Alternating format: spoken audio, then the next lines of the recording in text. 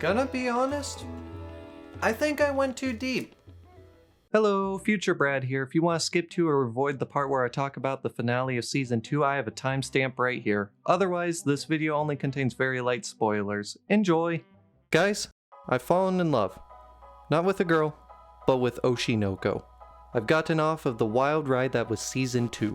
This season has been the best anime to come out this year, in my opinion at least. Not only that, but the show is just brilliant. This is another quality anime that you and your friends should be watching. It's so incredible that this show has altered the anime landscape drastically. Oshi Noko is up there with Jujutsu Kaisen, Frieren, Full Metal Alchemist Brotherhood, and several others for setting a precedent for future shows. I could rant on and on, but instead, let me show you what makes Oshi Noko so great. Let's start off by talking about the most recent season. With the acquisition of Studio Doga Gobo back in July, fans like me were worried about this show's future. However, what we soon found out was that Kodakawa was the studio taking over. As a refresher, this studio is behind some of the best anime like Overlord, Mushoku Tensei, Your Name, and pretty much all the really big isekai anime. With expectations met, Season 2 was flawless. The anime community was eating good this year. We got the amazingly implemented Tokyo Blade play, the continuation of the romantic drama between Akane and Kana, developments in Aqua's quest for revenge, earth-shattering reveals, Ruby's idol dream growing slowly closer to reality, and well-rounded side plots and character developments. Alright, now I'll need to address the finale. Holy fuck, I'm so hyped for Season 3. Akane and Aqua are finally together. I can hear the cries from the Kana fans. I'm sorry, but that kiss scene was so incredibly heartfelt. On another note, Ruby is now seeking revenge. I am shocked that Aqua and Ruby switched roles. It was written so flawlessly into the plot and was such a smooth switch. Is Season 3 going to be focused on Ruby trying to find and kill her father while Aqua is somewhat sidelined and pursues his acting and romantic interests? Also, Ruby is terrifying now. I had chills throughout this episode. I'm not sure how you can convey bloodlust through an anime, but Oshi Noko did it. And did you also feel uneasy watching the music video at the end? It's supposed to be upbeat and pop, but instead I keep getting jump scared by evil Ruby. Brilliantly executed. I'm starting to run out of breath. Oh man. We got to finally see an interaction between Tsukuyomi and Ruby. This was the ultimate push that drove Ruby over the edge. Even rewatching this scene, I still get creeped out by the mysterious smile and murder of crows. Did you also notice that the ending song visuals were different too? Towards the later half, Ruby's got an awful scowl on her face, and we finally discover what the crow at the very end was picking up was actually Ai's keychain that the doctor once had. It's just another detail that made for an uneasy ending. This finale was one of the most well-written finales that I have ever seen, and I rate the overall season a 10 out of 10. It just sucks that the episode felt so short. Wait a minute, would you look at that? There's 43 seconds left! We've got an end credit scene, people! And what a cool tease it was to show the father's full face after yet another murder. I'm seriously full of questions like, why does he target people in the entertainment industry? What are his motivations? What are his feelings towards Aqua and Ruby? So many questions that I won't have answered until either Season 3 comes out or I read the manga. And I only just purchased volumes 1 through 5. And unfortunately, the shadow government said I can't buy the other volumes until I have 1,000 subscribers. However, if you subscribe, you can help me rebel against their tyranny. Once I've reached that goal, I'll be able to stay up to date on the Oshi Noko lore without waiting for the anime to catch up. And then I can make a video on it. So please, don't make me wait until Season 3 comes out, and subscribe. Let's elaborate more on Season 2's character development. Starting with Aqua, we saw two very different sides of him change. During the play, we saw the torment, anger, and frustration sourced from his past to change his acting. Meanwhile, his softer, gentler side was played off really well in that iconic scene when he finally feels set free from his revenge. Regarding Akane and Kana, both girls had feelings for Aqua develop even more this season. Not only that, but we get to see what their relationship with each other is and how their rivalry began. Honestly, can't blame either of them for how their lives turned out. Additionally, while we did get some side character development, I can't help but highlight Melt. This guy went from being a character I really disliked for his general demeanor and his acting to doing a full 180. Being able to drastically change a character into someone I root for and fully sympathize with just screams amazing writing. I really hope his future in the show prevails as a representation that hard work does reap great rewards. Speaking of side characters, Season 2 gave us a lot of new characters. Starting with Himekawa, I have one thing to say. I love this man. His introduction and involvement with the Tokyo Blade plot made for an awesome character. Now on the other hand, we were introduced to Kamoshida, who, for lack of better words, is kind of a scumbag. I had mixed feelings when he complimented Melt during the play because on one hand, I'm glad Melt got the praise and recognition he deserves, but on the other hand, I dislike Kamoshida for his previous rudeness, especially when he was confronted for being a player. Now, Raida is a much cooler character. He brings some insight and heart to the backstage parts of Season 2. I love hearing his passion for making others smile. Abiko was introduced recently. Funnily, she fits perfectly into being the role of a manga author and had some really amazing scenes. Seeing her wildly applaud the Tokyo Blade play was such a gripping scene. Honestly, I didn't really like her at first, but she's grown on me. Also, don't worry about me calling some characters by their first names and others by their surnames. I'm just picking the names that most fellow watchers are familiar with. Fear not, I haven't forgotten to mention that Season 2 had a lot of fun side characters. Although most of their purposes are to enhance the main cast, I enjoyed their additions. I'm sure that by now you are asking what my thoughts on this new season are. If you're not, then this part of the video is going to look really awkward. I really love the way Tokyo Blade was implemented into this show's story and animation. It doesn't really feel like a side quest, but rather flows perfectly with the end of Season 1. I also have to compliment the animators for making a fictional place so immersive. I had no idea that there were almost planetarium-style theaters that existed in the real world. It's such a brilliant idea that makes me want to see it in person. Not only that, but the character development was really well paced and awesome to see. I love what they did with Aqua's motivations and personality towards the end, even if it realistically isn't gonna last long and he will revert to his old self again.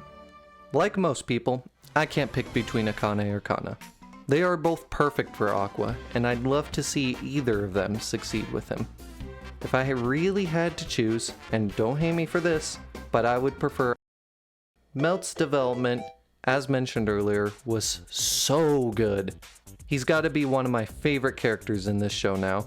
Besides character development, I did not see the plot twist coming, especially the Himekawa twist. That was a brutal cliffhanger. Honestly, my only gripe with Season 2 is how sidelined Ruby was. I felt like Season 1 was almost evenly devoted to both twins, but now it's been all about Aqua. Not saying that I would change anything about this season, because I don't know how you could implement Ruby into the middle of the Tokyo Blade arc, but it would likely make the story feel disjointed and hard to follow. Basically what I'm saying is that I hope we get to see more Ruby next season to balance it out a little. Has the anime been faithful to the manga? Well, according to many, yes. It has been very similar with only minor adjustments made in order to adapt it better to the anime. So, rest easy, manga fans. Regarding the community's reception of the second season, it's been almost all hype and praises. Maybe some infighting between the Akane and Kana fans, but besides that, many people are loving the latest season. And I can't avoid talking about the opening and ending of Season 2. I might get hate for this, but I enjoy opening 2 more than Yaosobi's Idol. Yeah, I said it. I will stand by those fast rap-like lyrics and sick beat by Gem over the song that broke Billboard Global 200. Also, I do love the ending song as well, especially that beginning guitar riff. Overall, both songs do a great job of continuing Oshinoko's trend for great music and great song animation. By now, I wouldn't be surprised if most of you had already watched videos giving opinions on the overall anime, so if you want to skip this part, I have timestamps below. Otherwise, I will be giving my thoughts on this show in addition to analyzing some of the characters and how it relates to our non-fictional world. Let's start with my opinions. I love this anime. I will keep singing its praises because, to me, it does a lot of things really well. To begin with, its plot managed to turn this show on its head by episode 1 through an intriguing mystery. I went into this show completely blind, only watching it because I heard everyone else talking it up. I can't tell you how rare it is that I go into a movie or a show and have my expectations shattered in a good way. There hasn't been a season of anime that I've binged as quickly as season 1 of Oshi no Ko. Additionally, it's incredible how many subplots weave and intertwine perfectly with the main plot line. One minute I'll be following Aqua's quest for revenge, and the next I'll be rooting for the new Bikumichi's success. I'll add that this show does a great job of relating to the industries it portrays. Almost all the scenes that showcase behind the curtain moments of entertainers and managers apply to real life. It's very intriguing and wasn't something I was interested in until now. How does it exactly relate to our real world? Well, I'll give a few examples. All entertainers, heck, all people you socially interact with, are wearing a mask. Meaning, unless you know someone very closely, that person is simply a fictional persona. This includes me, your coworkers, your classmates, and of course all the people on social media, though a lot of them nowadays aren't even people, but rather bots. Secondly, the tricks it talks about to grow fame, like stage performances or collabs on YouTube, are very real methods individuals use. With a feel for an industry, you could legitimately make use of these tricks and find possible success. Finally, Oshi no Ko constantly reminds us that sometimes the entertainer doesn't make all the decisions. There's usually another power at play, and that's the management and investors. As the world has always worked, the rich have the ultimate power over worldly things. Whether it be creative ideals or business models, there's usually wealthy puppet masters. Let's bring it back and talk about the characters real quick. I believe Aqua is a solid protagonist. He isn't the best anime has to offer, but he does an excellent job of driving this show. Ruby is a great sub-protagonist. Don't correct me on that being a real term. And is almost the other side of Aqua's coin. Of course, this is very fitting considering they are twins. The character that perfectly sets up the show was Ai. She did such a wonderful job at snowballing the plot to where it is now and becoming Aqua and Ruby's primary motivations. Akane and Kana do a wonderful job of being romantic interests of Aqua and help add some slice of life to the show. Of course, there's other characters that each bring a unique aspect to the show that makes the story feel alive. On a different topic, I wanted to mention the targeted audience of Oshi no Ko.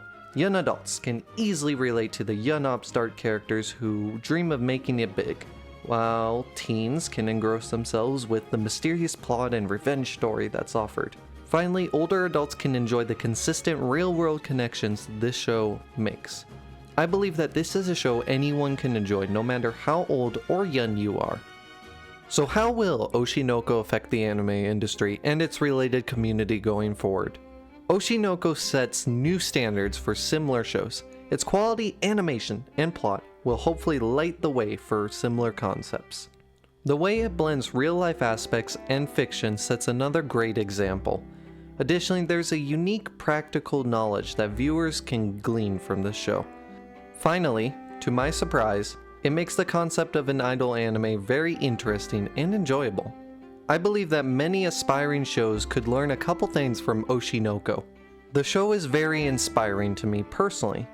Seeing the characters in this show take on realistic challenges and succeeding affects me more than any shonen plot ever could. I even learned a few things about the entertainment industry that I would have never known if I hadn't watched this anime. Overall, Oshi no Ko is one of the most popular anime to date and has its place as one of the best anime of all time. Community voted not just my opinions.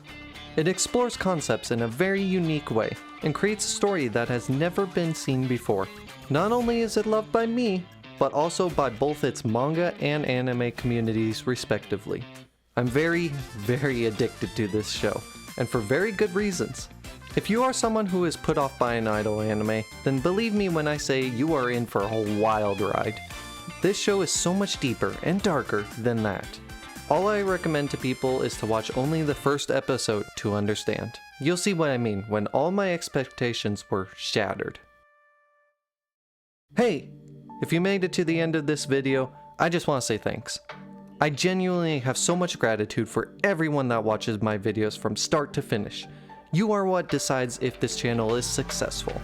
Oh, and here's whether I'm Team Akane or Kana. If I really had to choose, and don't hate me for this, but I would prefer Akane.